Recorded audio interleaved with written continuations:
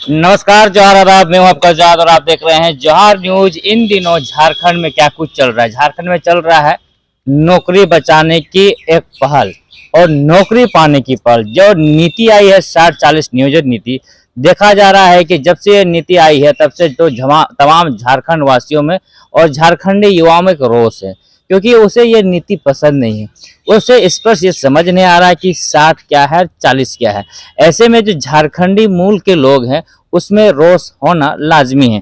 ऐसे में तमाम जो छात्र हमारे साथ आज बैठे हुए हैं, 10-11 को एक बड़ा आर्थिक नाकाबंदी है पूरे झारखंड में, उसी को लेकर के उसी संदर्भ पे हम बात करेंगे कि आखिर सरकार 23 सालों के बाद भी आज भी एक ठोस नियोजन नीति सही ढंग से क्यों नहीं बना पा रही है, और जब भी एक ऐसी नियोजन नीति लाती है जो विवाद में रह जाती है। हमारे साथ में छात्र नेता राजेंद्र मुर्मू है। 60-40 नियोजन नीति का लगातार आप लोग विरोध कर रहे हैं, क्या कारण रहा है कि सरकार झारखंडी युवाओं और झारखंडी के बारे में नहीं सोच पा रही है?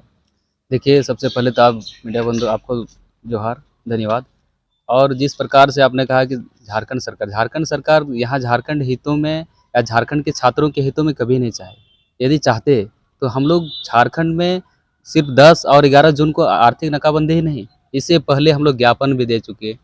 कई बार विधानसभा का घेराव भी हुआ और कई बार सीएम के आवास भी मिलने के लिए हम लोग पहुँचे, लेकिन झारखंड सरकार नहीं चाहे कि छात्रों से हम बात करेंगे। इस 60-40 नियोजन नीति, जो गलत नियोजन नीति, जो काला नियोजन नीति लेके आए हैं, उसके विरोध में जो हम लोग छात्र उतरे हैं, कभी नहीं चाहा कि हम लोग कभी सरकार की छात्रों से एक बार वार्ता करें। और कहीं ना कहीं वार्ता करने के बाद उसका निष्कर्ष निकल जाता है, लेकिन झारखंड सरकार छात्रों को इग्नोर करने का काम किया। ऊपर से क्या किया, वो अपना ताकत दिखा दिया, पुलिस के माध्यम से छात्रों के ऊपर लाठीचार्ज करा दिया है। इस प्रकार के झारखंड सरकार के जो रवैया है। और हम ये भी कहना चाहेंगे कि आज वके में झारखंड 23 साल होने चला, और झारखंड में आज जितने भी यहाँ मौजूदा पार्टी हैं, भाजपा, कांग्रेस, आरजेडी और वर्तमान में जो जेएमएम और उसके साथ में जितने भी सम्मिलित हैं, जितना भी वो लोग एक साथ सरकार चला रहे हैं, सब बराबर दोषीदार हैं। क्योंकि झारखंड जो सर्वप्रथम बना तो भाजपा का राज मिला था भाजपा को। भाजपा ने तो अपना झारखंड बना दिया, लेकिन झारखंड का नीति नहीं बनाया, कोई भी नीति नहीं बनाया। ना तो नियोजन नीति बनाया, ना झारखंड में कौन है झारखंड को ना परिभाषित कर पाया। सिर्फ झारखंड स्टेट बना दिया है। झारखंड स्टेट बना दिया गया जब भाजपा ने झारखंड को अलग किया, लेकिन झारखंड को एक ऐसा नीति नहीं दिया जिससे झारखंडियों का विकास हो पाए।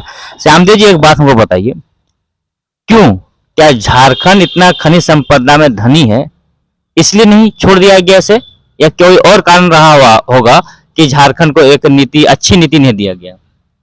देखिए, मैं सबसे पहले मैं आप तमाम मीडिया वालों को धन्यवाद देना चाहता हूँ, जोहार करता हूँ।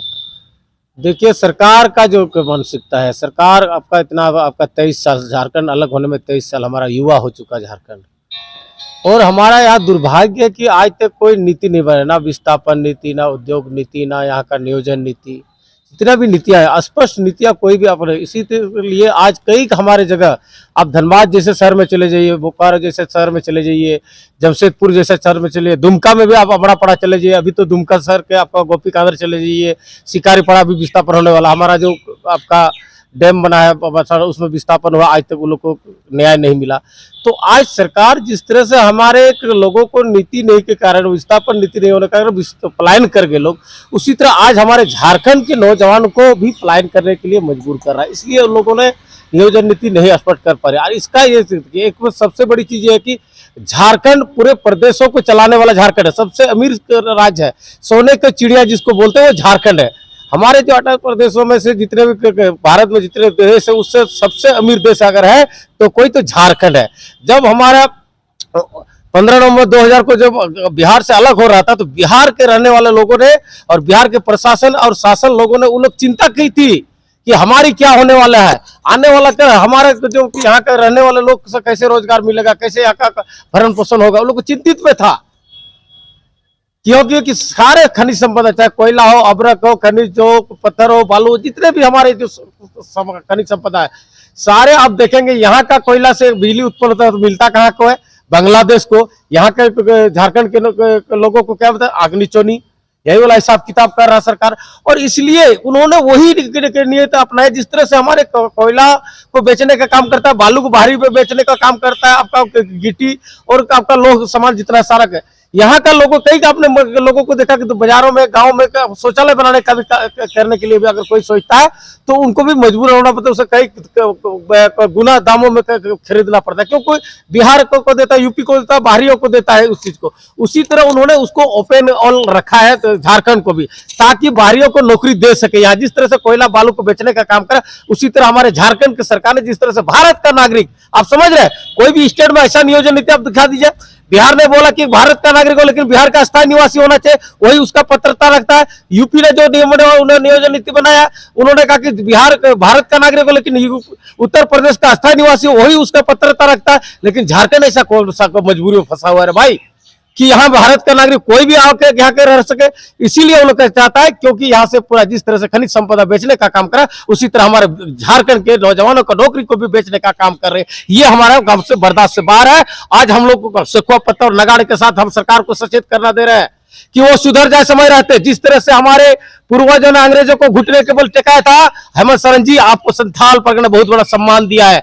और जो संथाल परगना से जिस तरह भूगोल फूका था, अंग्रेजों को घुटने के बल टिकाया था, तो आपको भी याद होगा कि आपको भी संथाल परगना से आग का चिंगारी निकल चुकी है। इसको संभलना है तो समय रहते सचेत जाइए और झारखंड हित में नियोजन नीति बनाए, नियोजन नीति बनाए, खतियान आधारित नियोजन नीति बनाए और झारखंड के नौजवान को नौकरी का काम करें। अन्यथा आपका भी वही हासिल झारखंड का नौजवान करे। देखिए झारखंड आपका स्टूडेंट जो आंदोलन है, जेपी आंदोलन, आपको याद होगा केंद्र सरकार को उन्होंने झुकाने का काम किया था। ये तो भाई स्टेट गवर्नमेंट है। और जिस दिन छात्र ने ठान लिया तो सरकार तो क्या पूरा तंत्र को हिला के रख देगा, और ये हम लोग हिला के रख देंगे इनको। जिस दिन स्टूडेंट ने ठान लिया तो उस दिन ये तंत्र पूरा हिल जाएगा। अच्छा ये बताइए, सखुआ पत्ता हाथ में लेकर रखे हुए, कुछ तो कारण रहा होगा कि झारखंड के जो 3.5 करोड़ जनता है उसका ख्याल सरकार को नहीं है, इसलिए नीति शायद स्पष्ट नहीं हो पा रहा है। देखिए, सवाल 3 करोड़ 4.25 करोड़ जनता है ये नहीं है। सवाल ये है कि आज तक जितने झारखंड में जितने लोगों ने सरकार बनाई, चाहे वो भाजपा का हो चाहे जेएमएम का महागठबंधन हो, सभी ने वारी वारी से लूटने का काम किया है। सबसे बड़ा दोषीदार भाजपा है। और अभी जो हैं जेएमएम के लोग, जितने भी आंदोलनकारी छात्र हमारे साथी लोग हैं, उन लोगों को बोल रहे हैं कि ये भाजपा के आदमी हैं। ऐसा कोई बात नहीं है। और भाजपा के लोग इधर से टकटकी लगाए हुए हैं कि जो है जेएमएम को जैसे ध्वस्त करेंगे हमारी सरकार आ जाएगी। ये गलत फहमी में हम चेतावनी दे देते हैं आज सभी विधायक को, पक्ष और विपक्ष को, कि ये गलत फहमी में आप मत रहिए, क्योंकि आपने कभी झारखंडी हितों में बात नहीं की है। और ये सखुआ का पत्ता एक ऐसा संकेत है, इसके पीछे बहुत बड़ा इतिहास है। 1855 का हूल याद आता है तो ये सखुआ का पत्ता याद आता है। सीधो कानू वीर क्रांतिकारी, सीधो कानू, फूलो झानो, चांद बेरो, शाम प्रगाना और स्वतंत्र सेनानी, प्रथम स्वतंत्र सेनानी तिलका वांझी मुर्मू, जिन्होंने आंदोलन किया था और एक इसको जो है सूचना के तंत्र के रूप में प्रयोग किया था। और ऐसा आंदोलन हुआ था कि यहाँ से अंग्रेजों को भागने में मजबूर कर दिया था, भागने के लिए, और घुटनों के बल, ब्रिटिश सरकार को घुटनों के बल खड़ा करने के लिए मजबूर कर दिया था। 10 से 11 तारीख को क्या कुछ करने वाले हैं? तो ये एक संकेतिक है। हम लोग का चौथा चरण का जो है, अंतिम चरण का जो है आंदोलन है 10/11 का, पूरे झारखंड में आर्थिक नाकेबंदी इसी झारखंड के संथाल परगना के धरती से घोषणा हुआ है। ये ऐतिहासिक धरती है, सीधो कानू का धरती है, ऐतिहासिक है और इतिहास बनेगा फिर से। छात्र नवयुवक फिर से एक इतिहास बनाएगा, हूल का फिर से एक नया आगाज हो रहा है। क्योंकि जिस तरह से उन लोगों ने भगाने का काम किया था, हम लोग भी इस पत्ता से संकेत दे रहे हैं, हूल का आगाज कर रहे हैं। यदि आप लोग झारखंड की हितों के लिए यदि बात नहीं करते हैं तो आप लोग भी यहाँ से भागने के लिए तैयार हो जाएं। जो बाहरी हैं, जो बाहर के विधायक संसद हैं, वो उसके तो हम लोग यहाँ से भगाने का काम करेंगे ही। जो यहाँ का स्थानीय विधायक और संसद हैं, वो अपना समझे कि वो कहाँ जाएंगे। क्योंकि झारखंड के लिए आज तक आप लोगों ने किसी तरह का नियोजन नीति ठोस नहीं बनाई है। आज जिस तरह से 60-40 का नियोजन नीति वर्तमान सरकार थोप रही है, ये कहीं ना कहीं हमारे सारे संपत्ति को जिस तरह से इन्होंने लूटा है, वैसे नियोजन नीति ला करके हमारे नौकरियों को भी लूटने का काम किया है। आज हम सारे नवयुवक, हमारे माता बहन, दादा दादी, सभी से मैं यही रिक्वेस्ट, यही गुजारिश कर रहा हूँ कि हमारा 10 और 11 का जो आंदोलन है, महाजन आंदोलन, हमारे हक और अधिकार की लड़ाई, उस पर आप सभी लोग साथ दें और हमारा आंदोलन को सफल करें, क्योंकि आपके भी बच्चे बुतरू पढ़ रहे हैं, लिख रहे हैं, जो रोजगार के लिए तरस रहे हैं, जो नौकरी के लिए पढ़ाई लिख कर रहे हैं, कहीं ना कहीं वो नौकरी आज झारखंड में जो भी सरकार बन रही है वो बेचने का काम कर रही है। इसलिए उसके खिलाफ में, उसके विरुद्ध में हम लोग एक आंदोलन छेड़े हुए हैं। उस पर आर्थिक नकीबंदी झारखंड में आप लोग उस दिन साथ दीजिए, ताकि हमारे लिए एक संवैधानिक नियोजन नीति, स्थान नीति बने, जो झारखंड के हित में बने, झारखंडी के हित में बने, और झारखंड के हर एक युवा के हाथों में सरकारी नौकरी हो, नियोजन में हर एक लोग हिस्सेदारी बने। ऐसा नियोजन नीति हम लोगों को चाहिए। इस काला नीति का हम लोग घोर विरोध करते हैं। इस काला नीति का तमाम युवा जो है, तमाम छात्र विरोध कर रहे हैं। और 10-11 तारीख को आर्थिक नाकाबंदी है पूरे झारखंड में, और संथाल परगना से एक और हूल देखने को मिलेगा। पहले एक हूल हो चुकी है, ये वीरों की धरती रही है, क्रांतिकारियों की धरती रही है, और झारखंड के युवा बड़े आस से इस बार सरकार बनाए, तो उन्हें उम्मीद थी कि एक ठोस नियोजन नीति उनके हित के लिए बनेगी, लेकिन ऐसा हुआ नहीं। अब उसे ऐसा लग रहा है कि उसे ठगा जा रहा है।